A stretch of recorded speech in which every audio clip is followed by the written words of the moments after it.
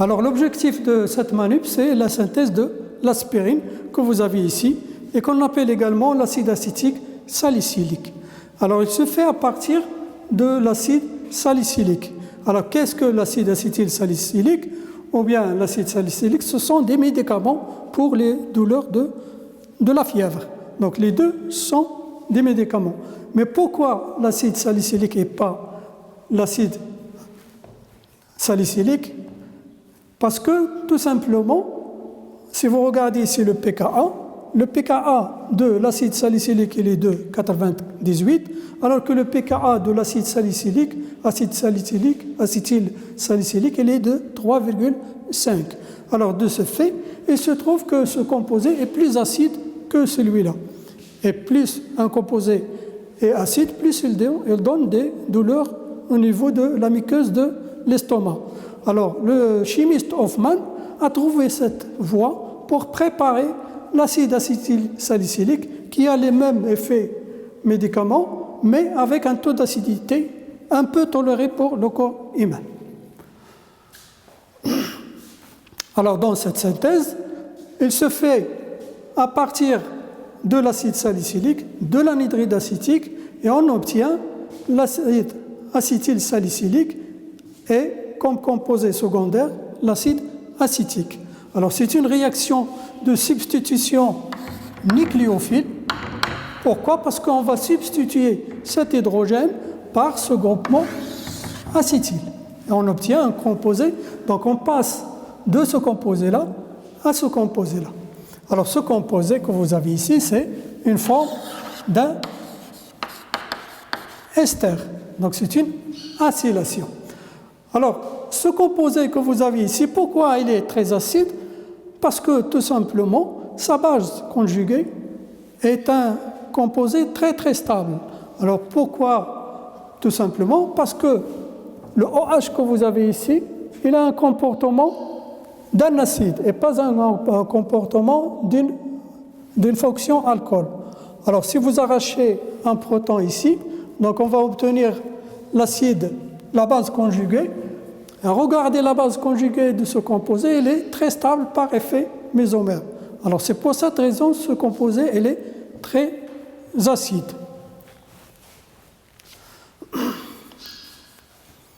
Alors maintenant on va voir les quantités nécessaires pour cette synthèse dans la manip. Alors on aura besoin de 3 grammes, donc on va mettre ici la masse M1, 3 grammes. L'anhydride acétique, c'est un liquide, donc on va avoir besoin d'un V1 volume 4 millilitres et bien sûr quelques gouttes d'acide sulfurique comme catalyseur. Et maintenant, on va passer à la manipulation. Pour cette manip, on a besoin des produits suivants et de matériel suivant qu'on va détailler. Alors, vous avez besoin d'un agitateur magnétique, en plus d'un barreau aimanté que je vais vous montrer plus tard.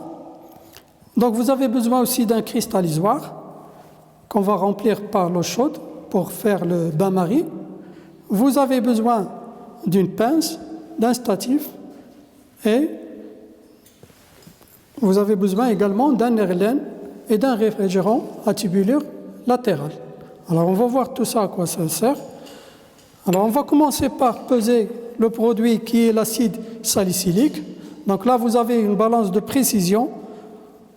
Donc on va mettre le bout de papier. On va appuyer ici pour avoir la tare. Alors une fois qu'on a ici le 0, on a la tare, on va ajouter donc l'acide salicylique que vous avez. Donc la quantité qu'il nous faut, on va la peser avec une spatule. Alors les produits dont on a besoin de l'acide salicylique, on a besoin de l'anhydride acétique que vous avez sur là au fond, on a une burette remplie de l'anhydride acétique. On a besoin de l'acide sulfurique comme catalyseur. Et on va passer à la pratique maintenant. On va donc peser les 3 grammes nécessaires pour cette synthèse, donc 3 grammes d'acide salicylique. Alors regardez ici comment on fait l'addition, petit à petit, jusqu'à avoir exactement 3 grammes. Donc c'est une balance de précision, il faut que la masse soit bien précise. Voilà. Donc là, c'est exactement 3 grammes. Donc je vais ajouter le tout ici.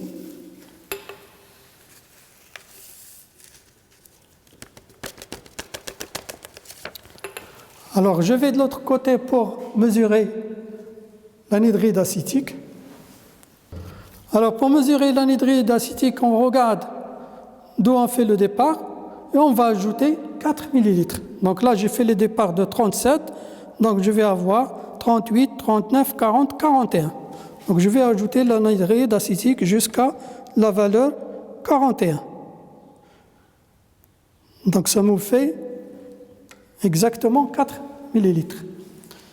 Donc là j'ai l'acide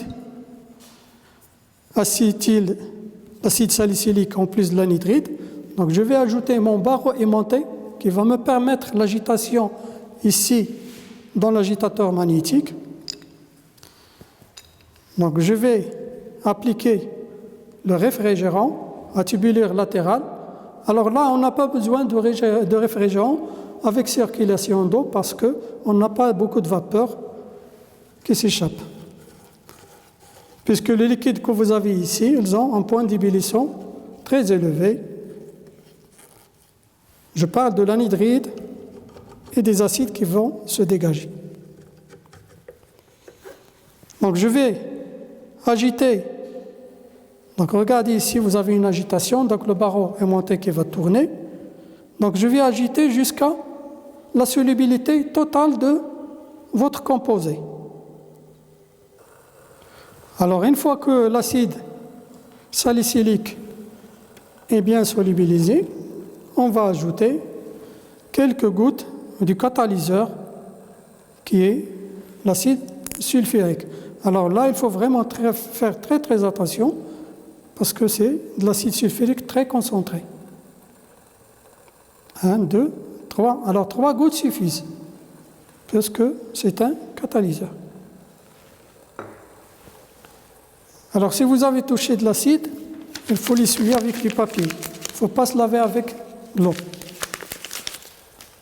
Alors je vais remettre le bouchon et je vais laisser la réaction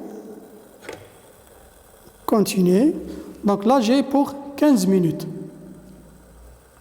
Alors après 15 minutes, je vais soulever mon Erlen et je vais attendre qu'il devienne froid. Je vais laisser le bouchon. Alors une fois refroidi, je vais ajouter 50 ml d'eau. L'eau distillée, bien sûr.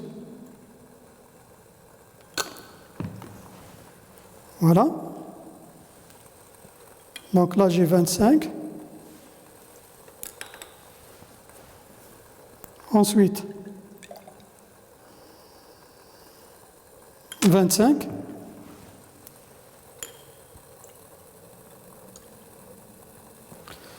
Alors maintenant, je vais le mettre dans un bain de glace pour que ça précipite. Regardez, ça commence déjà à précipiter. Et pour avoir suffisamment de cristaux, on va le faire dans un bain de glace qu'on a ici.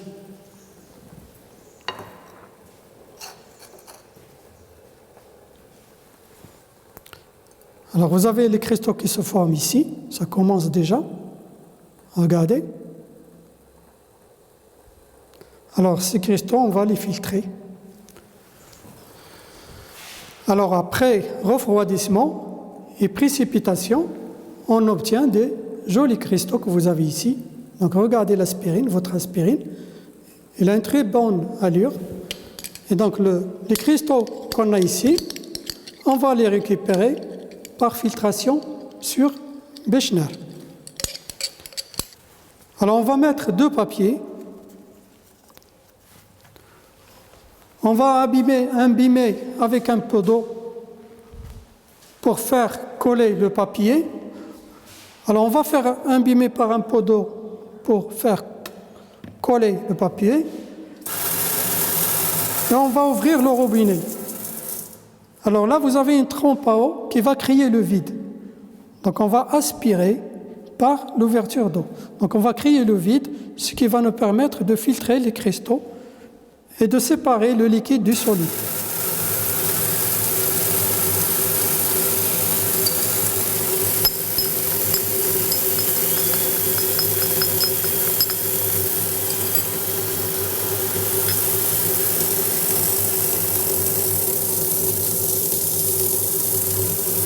Alors si on vous avez des cristaux là, il faut les récupérer.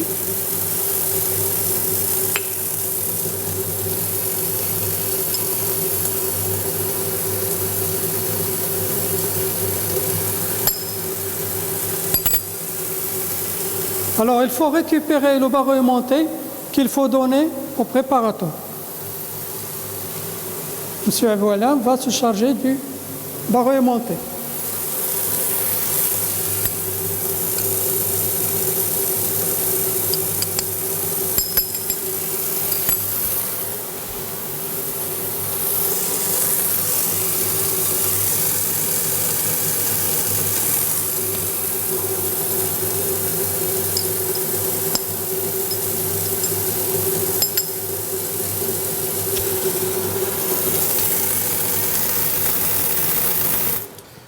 Alors, regardez le produit qu'on vient d'obtenir, donc l'acide acétylsalicylique.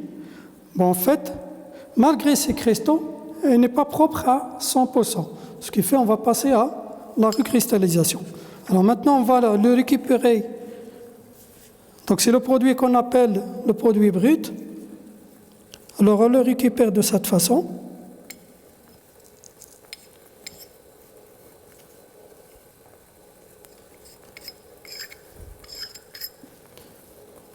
Donc il faut ici récupérer le maximum. Voilà. Alors maintenant je vais sécher le produit rien que par le papier comme ça.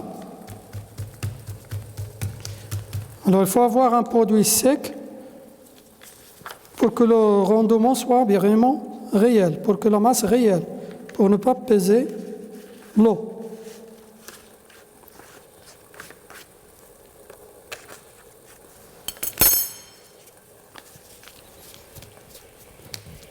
Alors une fois le produit bien séché, on va le peser. Donc on va mettre un papier. On va enlever la tare comme d'habitude. Chaque fois il faut enlever la tare. Et là on va peser pour voir la masse du produit brut.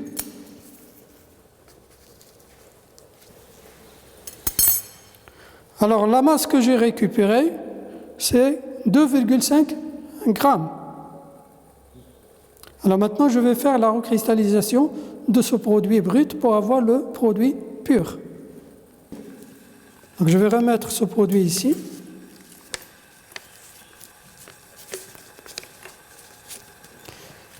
Je vais ajouter le barreau aimanté. Alors le barreau aimanté, il faut incliner l'air laine pour faire l'ajout du barreau aimanté pour ne pas casser l'air laine.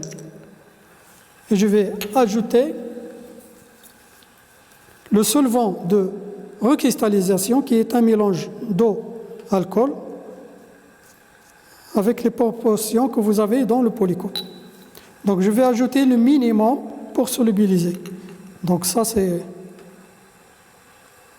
Donc je vais ajouter à peu près 3 ml à 5 ml.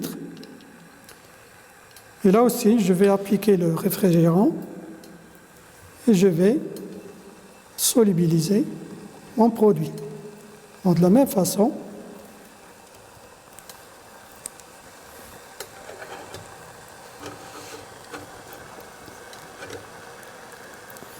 donc je vais appliquer l'agitation. Je vais laisser agiter jusqu'à solubilisation totale. C'est bon. Alors, une fois que la solution sera bien solubilisée, je vais la filtrer ici. Donc, je vais mettre un peu de coton sur l'entonnoir. Alors, ça me permet de récupérer le solide qui n'a pas solubilisé et qui se trouve dans la solution. Voilà. Donc, la filtration, il se fait à chaud. Donc, regardez ici, je vais. Donc là, toutes les saletés qui ne sont pas solubilisées, on va les récupérer ici, au fond. Donc au fond, vous aurez la solution avec votre acide acétylsalicylique recristallisé. Et là, vous aurez les impuretés qui sont solides. Voilà, regardez les saletés solides que vous avez ici. Et là, c'est votre solution qu'on va laisser refroidir pour récupérer le produit bien recristallisé et bien propre. Alors on peut le laisser à l'air libre ou bien le refroidir rapidement. Alors après recristallisation, vous avez le produit recristallisé qu'on va filtrer de la même façon qu'au départ. Donc on va ouvrir le robinet.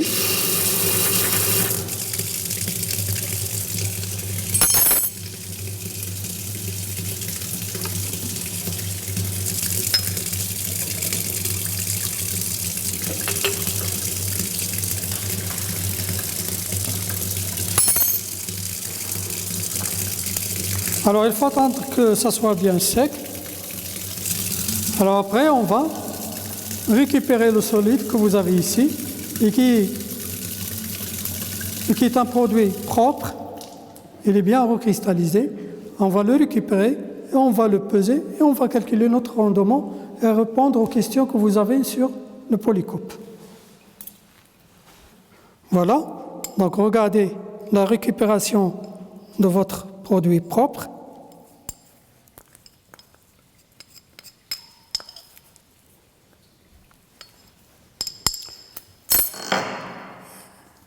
Et de la même façon, on va le sécher de nouveau. Et les cristaux qu'on va récupérer, on va les peser pour voir la masse et calculer le rendement.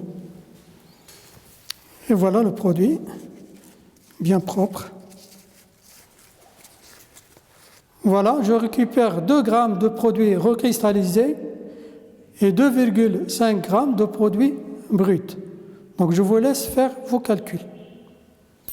Alors la dernière étape qu'on va faire, c'est prendre le point de fusion de votre produit, qu'on va comparer au produit de départ, au produit non recristallisé, et pour savoir l'efficacité du produit recristallisé. Donc là, vous avez le produit recristallisé. Alors là, vous avez l'appareil pour ça qui s'appelle le banc de Koffler. Et bien sûr, il faut prendre de petites quantités parce que là, ça va brûler et ça va dégager des gaz. Alors, il faut mettre le minimum de produit. Donc, je vais faire glisser mon produit le long de cette plaque et qui augmente de chaleur.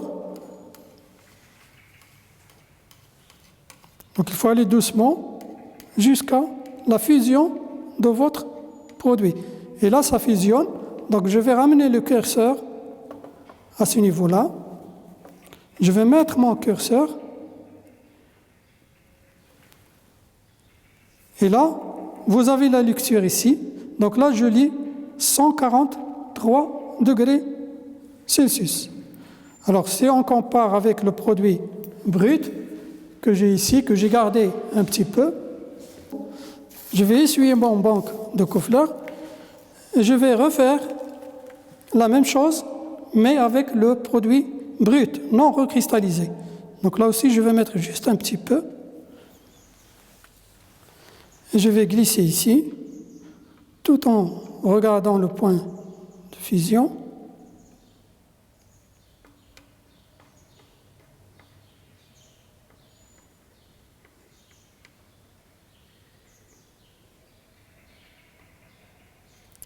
Et là, ça fusionne ici. Donc là,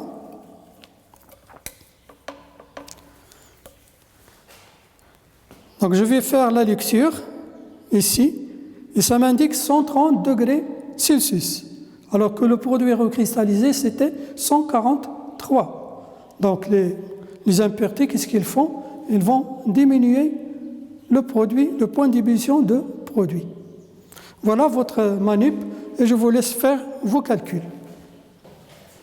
Voilà, j'espère que vous avez eu une bonne idée pour cette manipulation et que vous pouvez refaire chaque fois que vous aurez l'occasion. Je vous remercie.